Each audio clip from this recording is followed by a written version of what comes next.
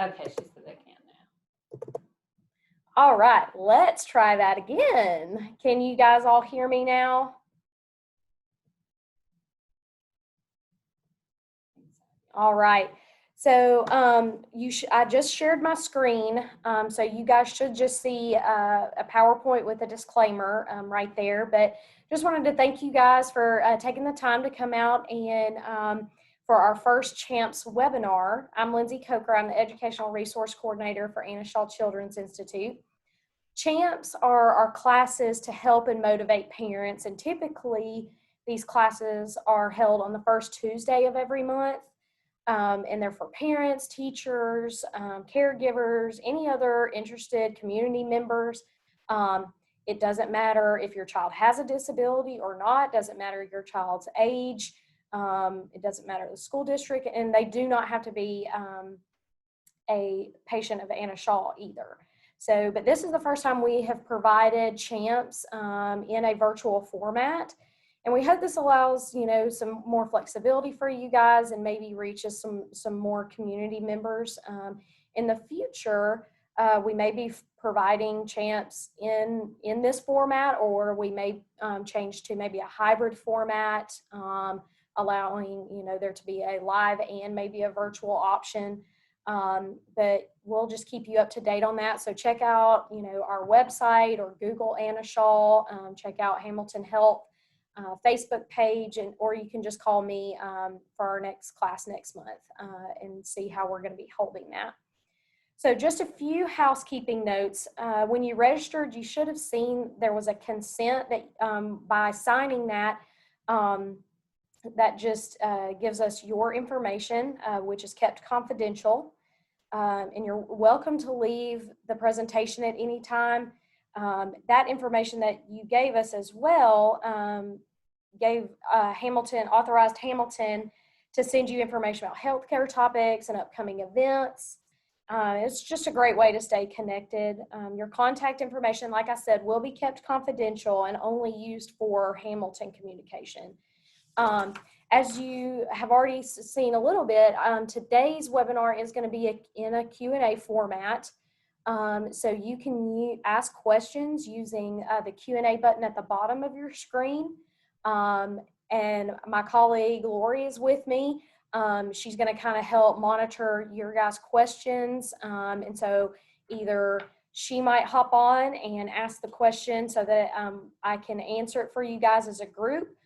She may answer you privately, or I may answer you maybe at the end of the presentation. But if you have school or child specific questions, just send me a message or an email, because we are going to try to answer questions that benefit the majority of the group. But yeah, so my email, and you'll see it at the end of the presentation, is lcoker@hhcs.org, or of course you can find me here at Anna Shaw. You shouldn't have had to mute yourself or your video. You should have both of those turned off. If you don't, just if you don't mind to go ahead and do that. And I'm sharing my screen, and you should be able to move that around if you need to make it smaller. If you want to view it in a couple of different ways, there will be like a bar in the middle of your screen that you can move back and forth. But if you have any technical questions, you can also pop those into the Q&A function as well. So slide number 1 is just a quick disclaimer. It's kind of a condensed version of what you saw when you registered. So I'm going to give you just a second to read over that, and then we will get started.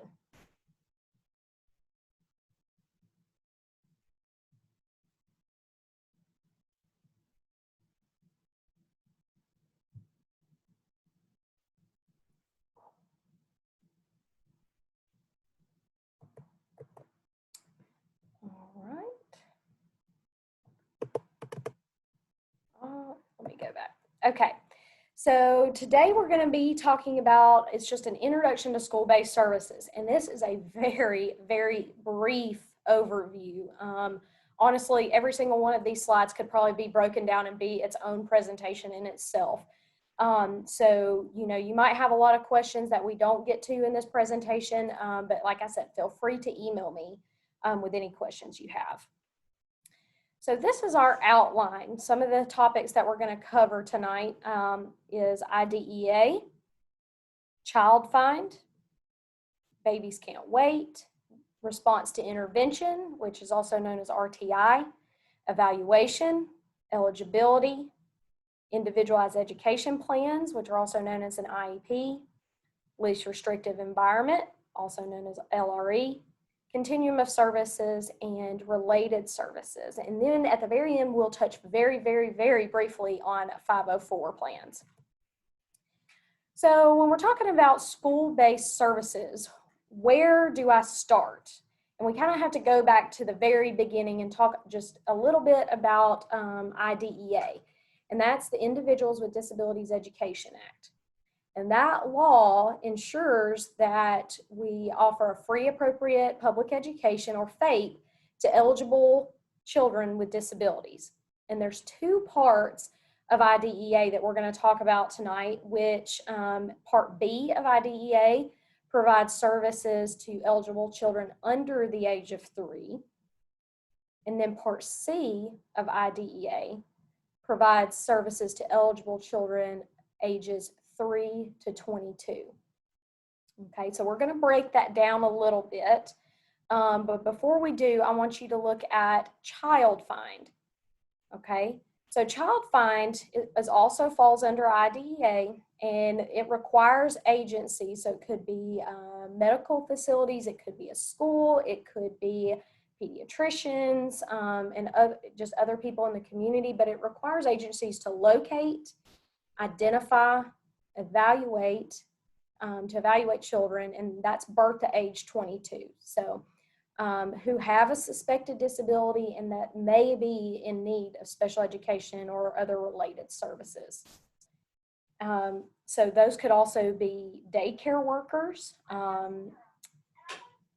It could be daycare workers. It could be Head Start. Anybody can complete a Child Find referral. Okay, and you can make a Child Find referral to Babies Can't Wait. Babies Can't Wait is Georgia's early intervention program for infants and toddlers with special needs from birth to 3 years of age. Okay, so oftentimes children under the age of 3 will be referred to Babies Can't Wait for evaluation, and if they're eligible, possible services. So we're going to talk just a little bit about what is Babies Can't Wait. Okay, first we're going to look at the purpose of Babies Can't Wait, and that's to identify and screen children with possible developmental delays and or chronic health conditions, improve progress towards developmental milestones for infants and toddlers birth to age 3 with developmental or chronic health conditions. But the great thing about Babies Can't Wait is it supports the entire family. It's not just for the child. The service providers also support the families and caregivers to help improve the children's learning and development throughout everyday learning experiences. So if your child was eligible, the services could be provided in the home, daycare, private preschool settings, any of those types of settings if your child is under the age of 3. And payment is income-based, so it's sliding scale. So I'm going to give you a personal experience real quick to try to help you understand kind of the process of Babies Can't Wait. So this is a personal experience. So my child, she was 14 months old, and I was really concerned that she wasn't making noises, she wasn't laughing, she wasn't babbling, she wasn't blowing bubbles, she wasn't imitating. If I was playing with her and looking at her, she wouldn't do what I was doing. And so I just asked my pediatrician for a Babies Can't Wait referral. And so we made the referral, and I met with a Babies Can't Wait coordinator, and we got together, did the paperwork, and we scheduled the evaluation. So once we had the evaluation, that involved a school psychologist, a speech therapist, and a Babies Can't Wait coordinator.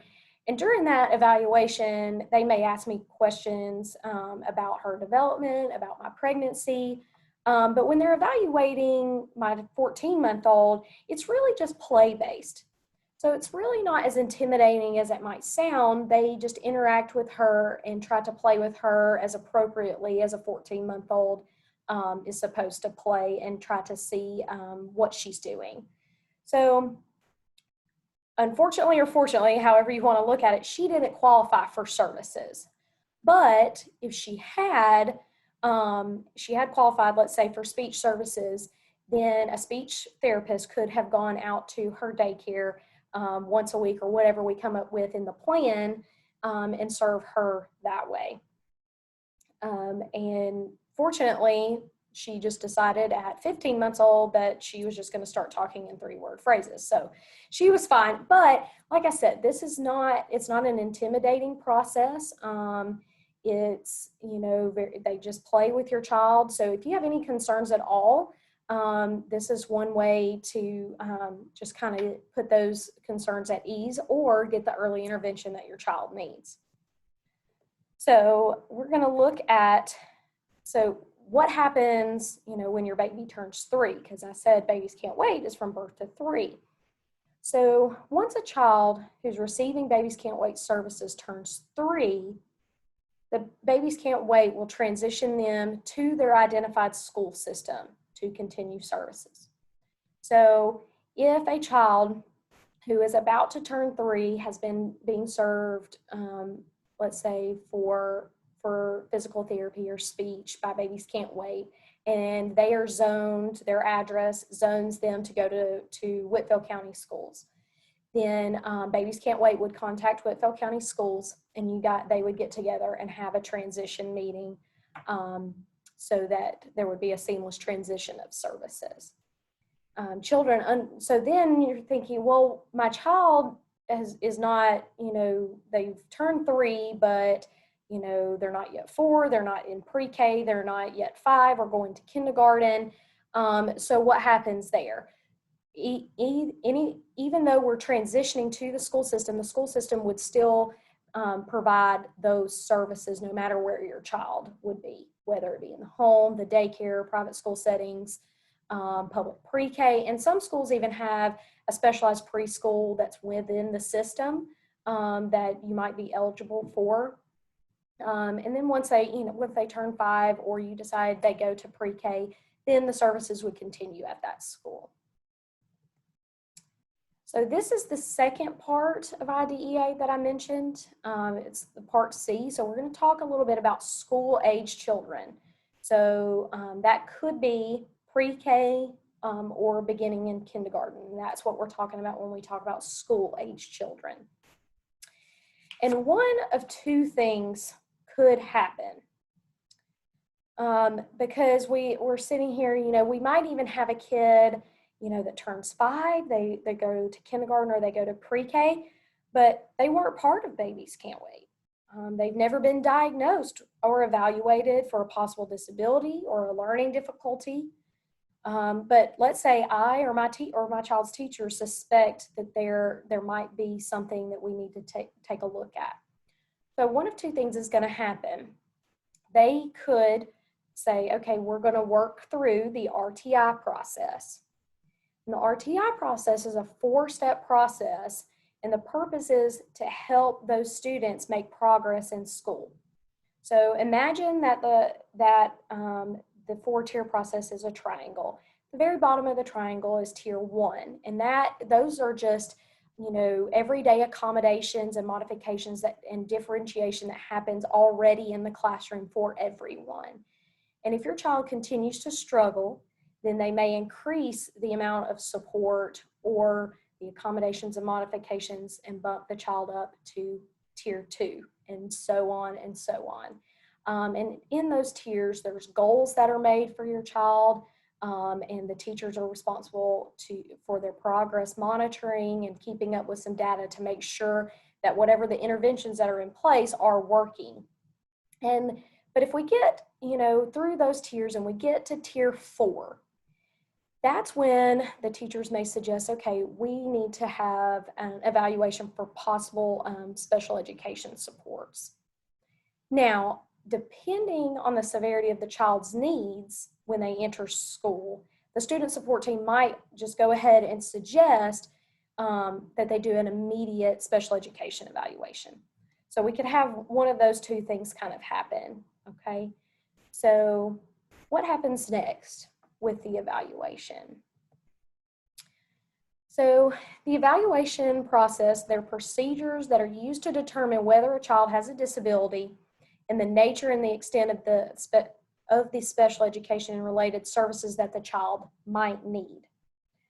And they're going to look at 5 areas of development. So the first being cognitive. So cognitive is the ability to learn and to solve problems. And the next is social emotional. So how is your child interacting with others? And it is also like self-control, how they are managing their emotions. Are they able to identify their emotions and use good coping skills? Speech language. So that's the ability to use and understand language. Then they're going to assess fine motor, which is the ability to use small muscles, the hands, the fingers, and gross motor, which are those large muscles, legs, arms, and your core. Okay, so they're going to look at all of that. Part of that process too, they may give you a questionnaire that asks some different questions about your child's development, about what your child might be able to do or you're noticing that they may not do. And depending on how old your child is, if they are school age and the teacher is one that's also concerned, there might be a teacher questionnaire as well. That would be part of the evaluation. If we get through the evaluation, then we want to sit down and talk about whether the information that was gathered during the evaluation, if that makes the child eligible for services. So eligibility is determination if a child meets the requirements for special education services. So to be eligible, there's a lot of different criteria, but most importantly, we must prove that the disability or the deficit impacts academic progress or how the child accesses school environment appropriately. Okay. In Georgia, there are 12 different eligibility categories.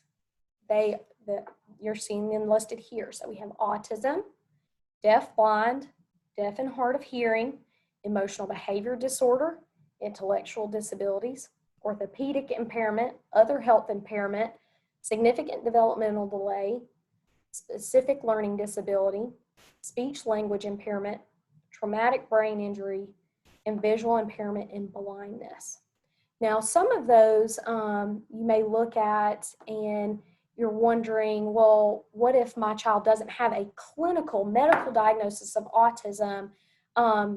That it still might be a possibility that that's their eligibility category on their IEP that we'll talk about. And that just shows that the characteristics that are seen fit most appropriately under that autism category. So you don't have to have a clinical diagnosis of autism to carry that on your IEP. So after eligibility, if we've decided that the child is eligible for services, then you as the parent are going to sit down with the IEP team, and that's going to be you, a special ed teacher. That would probably also involve the school psychologist that did the evaluation, the speech therapist if we believe that the child is in need of speech services, and there could be a few other people in that meeting. But you're going to develop an IEP, which is an individualized education plan.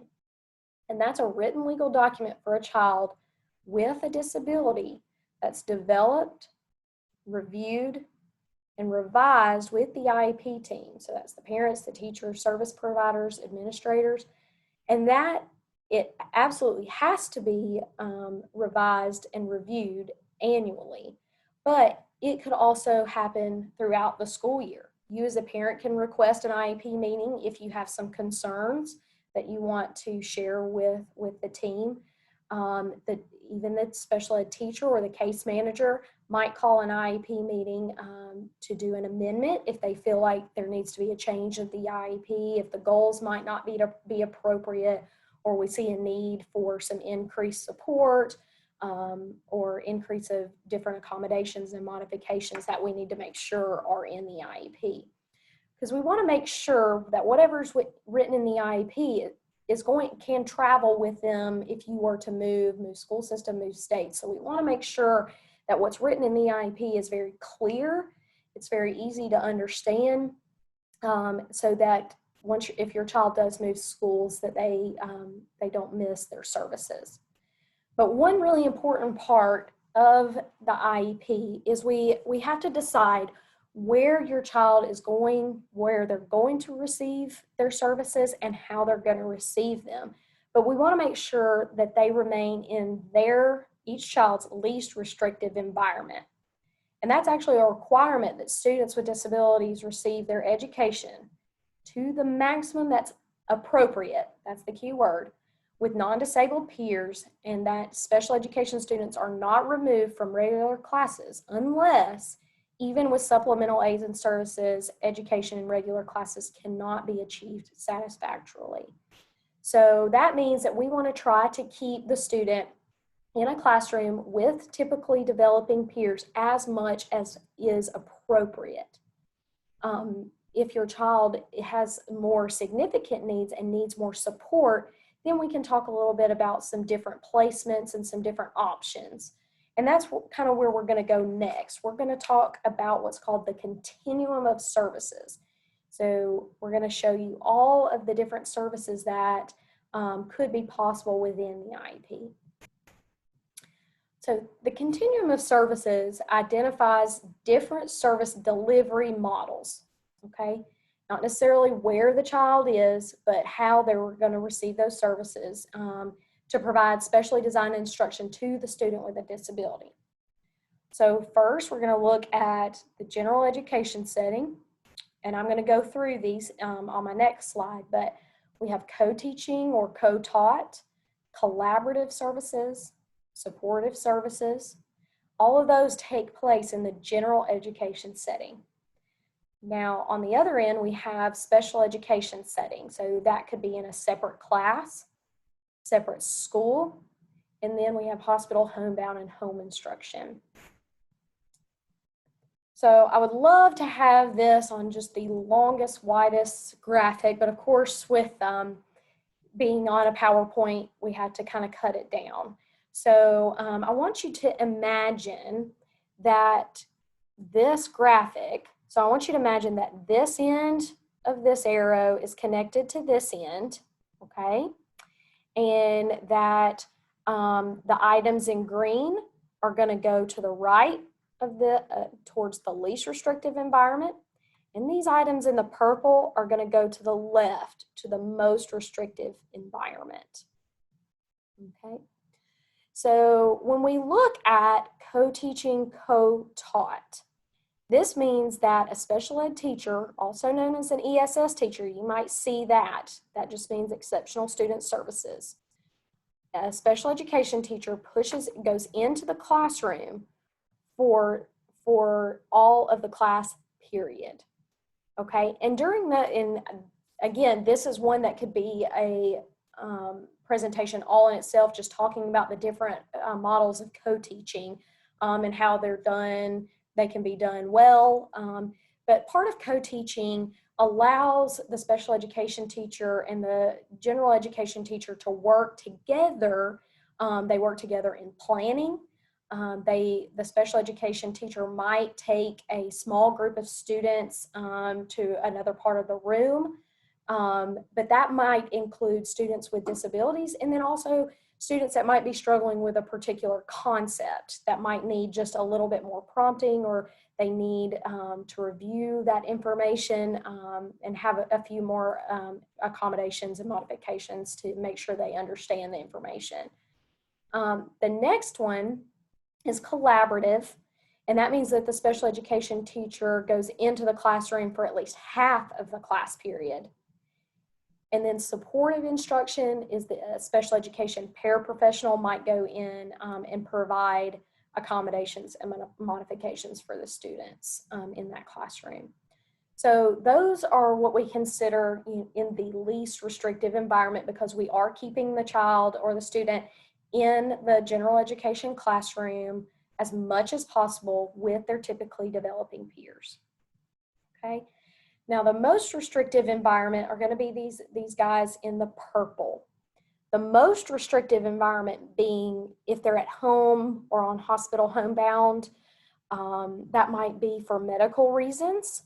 If we have a child that, has a significant disability that is really being in school is not doing well for their health. I've had that happen. And so you might have a child on hospital homebound and receiving their instruction at home from a special education teacher. And that's the most restrictive environment because they don't have access to typically developing peers, unless, of course, they have siblings at home. But that's the next one would be separate school. So instead of your child being at their zone school or that particular public school, they might go to another school setting that's educational or therapeutic in nature.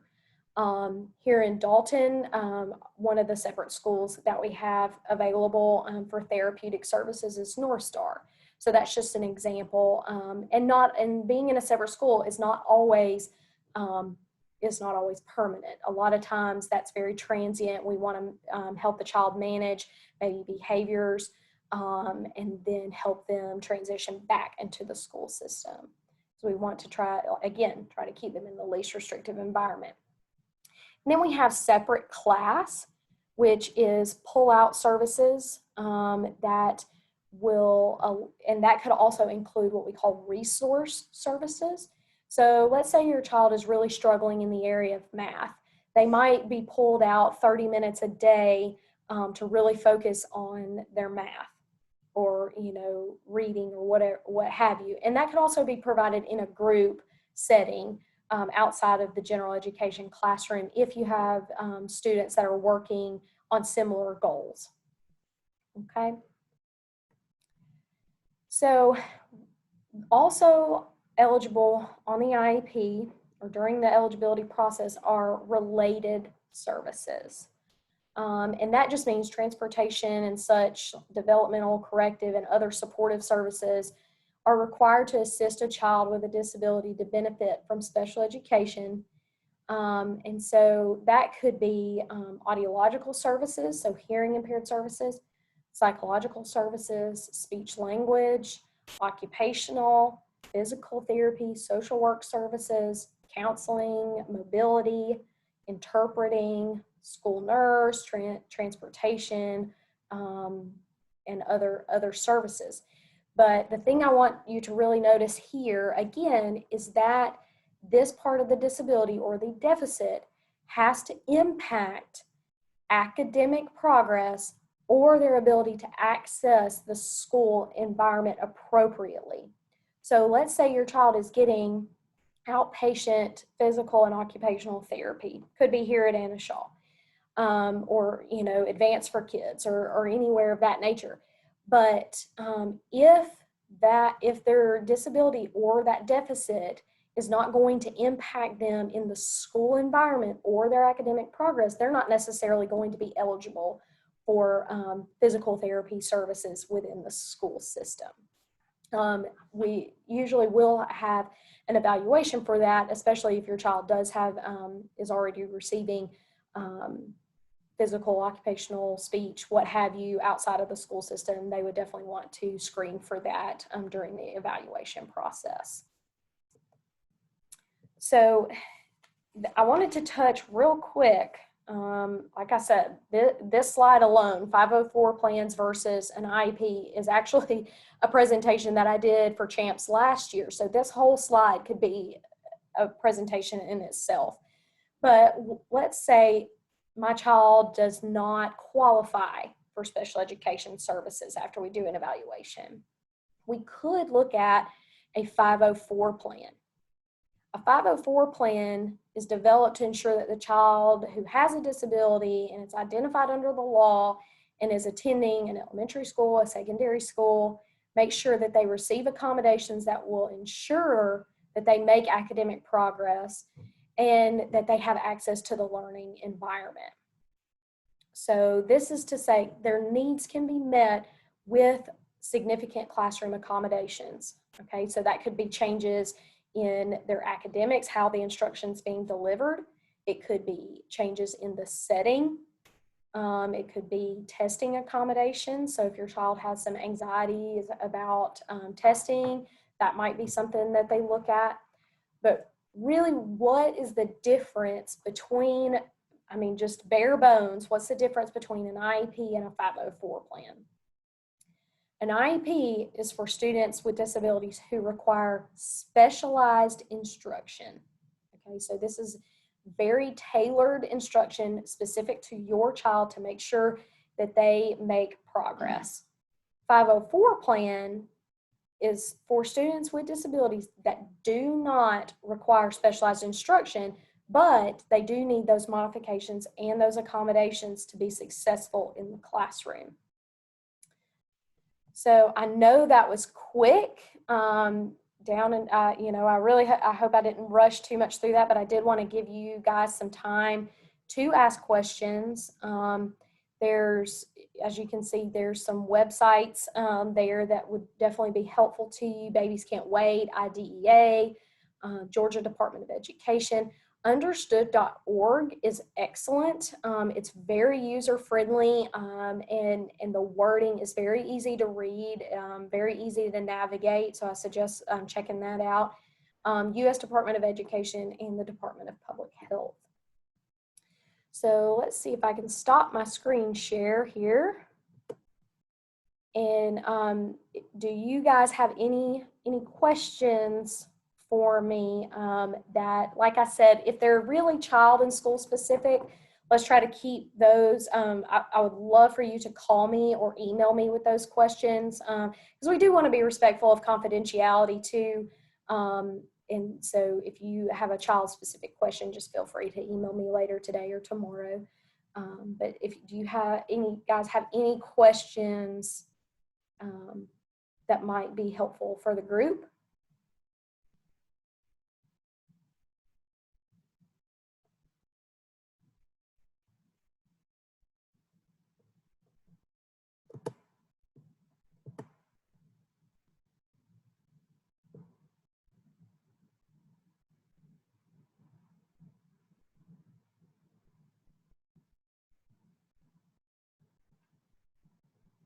Did you guys find this information helpful? Was it easy to understand? Do you have any suggestions or anything for future webinars? We do have one question, Lindsay. Okay. Is regarding how COVID might affect the ability to hold an IEP meeting. Okay, that's a really great question. And actually, if you haven't been watching, we have another webinar series that's going right now. It's called Coping with COVID. And I facilitate those webinars. We have done one a month, so it's on the third Thursday of every month. Anyway, I say that our very first Coping with COVID webinar that we did in August was given by a lawyer out of Atlanta, a civil rights special ed attorney. His name was Craig Goodmark. That is on our Anna Shaw website for you to view. We recorded it, so definitely check that out. But as far as, meetings, if you're not allowed in the building, we definitely want to keep those same timelines.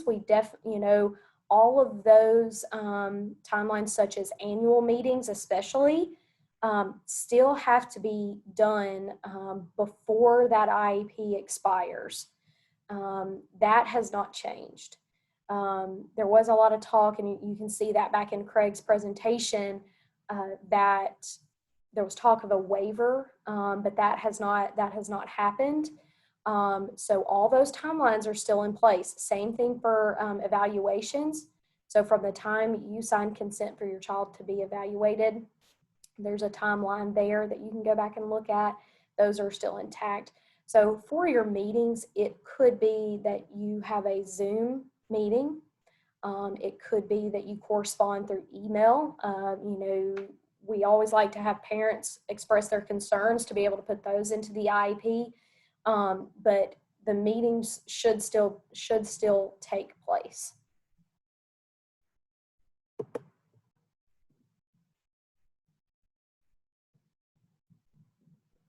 Okay. I got it. I'll just say.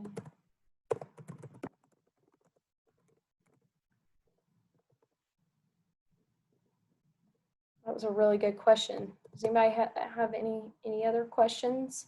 And that's fine if it's specific to COVID.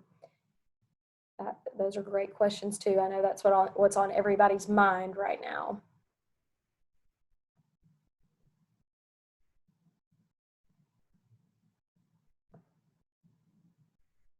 All right. So if you guys if any of your children have not, we do have a question. Yay!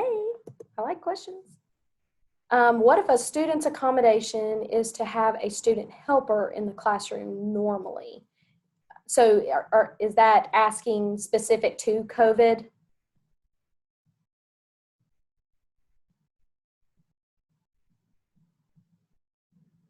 That's okay.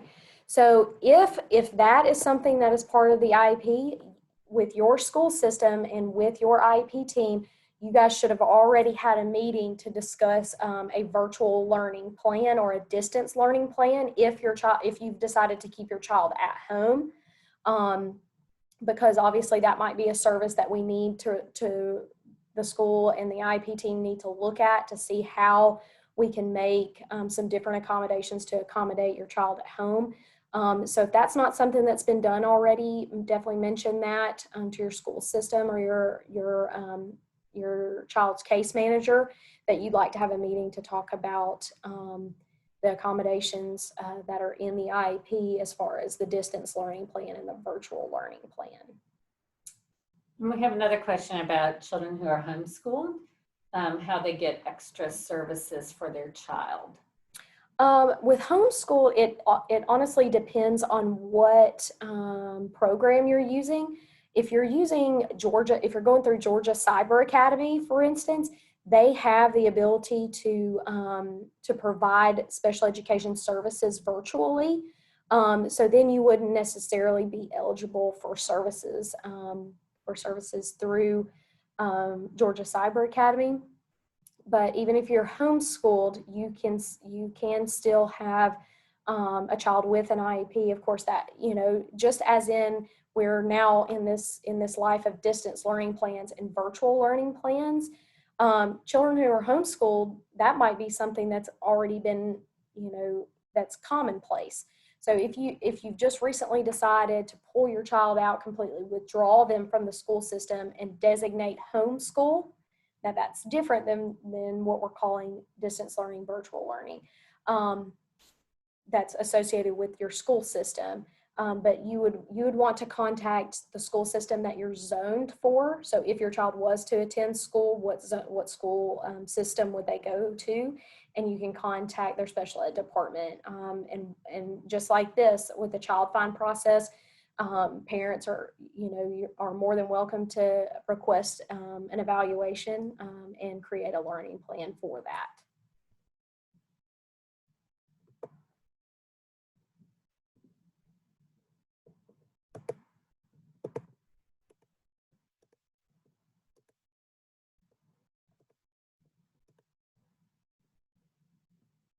I'll give you guys just another second if you think of anything.